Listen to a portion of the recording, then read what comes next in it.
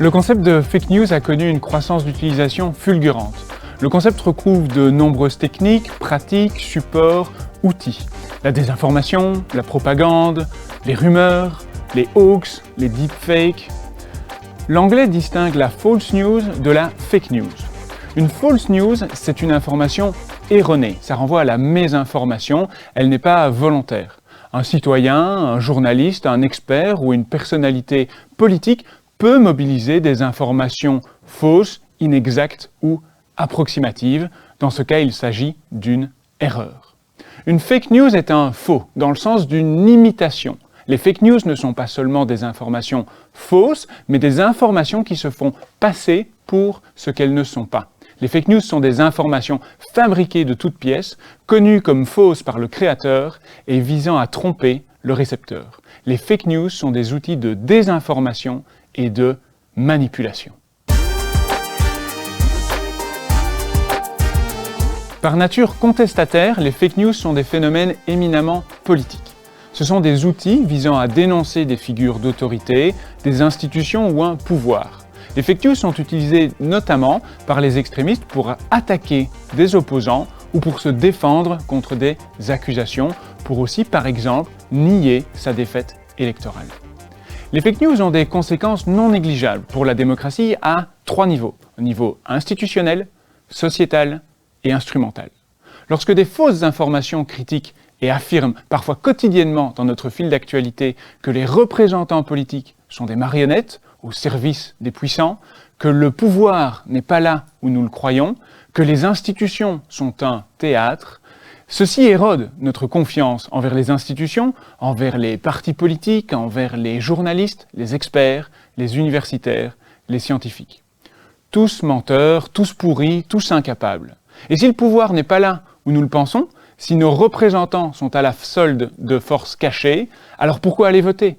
Pourquoi respecter les institutions ? Pourquoi respecter les lois qu'elles promulguent ?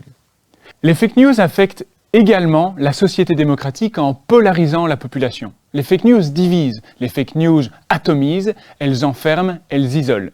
Si les individus ne communiquent plus les uns avec les autres, s'ils n'échangent plus, s'ils ne débattent plus, la société démocratique devient alors impossible. Chacun s'enferme dans ses croyances, ses vérités, sa propre communauté. Les discussions deviennent des hurlements et les échanges des monologues. Lorsque les désaccords ne sont plus résolus par la parole et le débat, lorsque l'autre devient un ennemi, un danger, une menace, alors c'est la violence qui prend le relais. Enfin, dans une démocratie représentative, c'est aux électeurs de voter pour leurs représentants. Le vote est égalitaire, régulier et informé. Quel parti ? Quelle thématique ? Quelle position ? Quels projets ? Quels enjeux ? En diffusant de fausses informations, les fake news manipulent l'opinion publique. Elles détournent le fonctionnement électoral, elles mettent à mal les outils de la démocratie. Contre les institutions démocratiques, contre la société démocratique, contre les outils de la démocratie, les fake news nous écartent de notre citoyenneté. Contre le débat, contre les échanges, contre un monde commun, les fake news nous écartent de notre humanité. Selon un rapport du Conseil de l'Europe datant de 2018, 2/3 des citoyens de l'Union européenne déclarent lire ou entendre des fausses nouvelles au moins une fois par semaine. La moitié des citoyens, âgés entre 15 et 30 ans, déclarent qu'ils ne disposent pas des compétences nécessaires pour adopter un esprit critique. Alors aucune action individuelle n'est suffisante à elle seule. La lutte contre les fake news et la désinformation passe par la participation de toutes et de tous, mais aussi par des actions de la société dans son ensemble. Premièrement, sur les réseaux sociaux, il est primordial d'encourager une culture de la réflexion critique et de la responsabilisation. Deuxièmement, l'éducation aux médias est un des éléments centraux. Elle vise à accompagner les consommatrices et consommateurs de contenus multimédia de façon responsable, critique, active et autonome. Mais les moyens manquent et la place attribuée à cet enjeu demeure largement insuffisante. Or, pour les actrices et les acteurs de terrain, il y a urgence. 3. Les GAFAM changent aussi petit à petit, leurs pratiques évoluent et reconnaissent l'importance de lutter contre les fake news et la désinformation. Mais la question demeure, Comment ces entreprises peuvent-elles apporter des changements structurels si leur modèle économique, quant à eux, reste inchangé? Quatrièmement, le métier de journaliste a profondément évolué. Le fact-checking s'érige en nouveau style. Mais ici aussi, des limites existent. Le texte peut être modifié, mais qu'en est-il des commentaires, parfois haineux? Qu'en est-il des republications ailleurs? Qu'en est-il des personnes qui n'ont plus confiance dans les médias?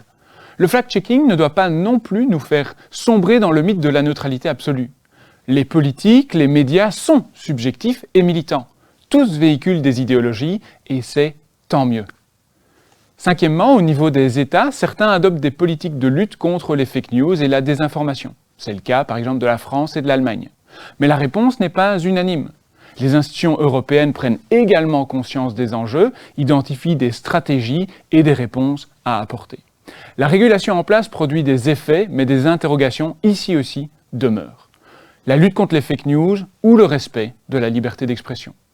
Toute généralisation hâtive constitue une menace pour certains droits fondamentaux, tels que la liberté de la presse ou le droit à l'opposition.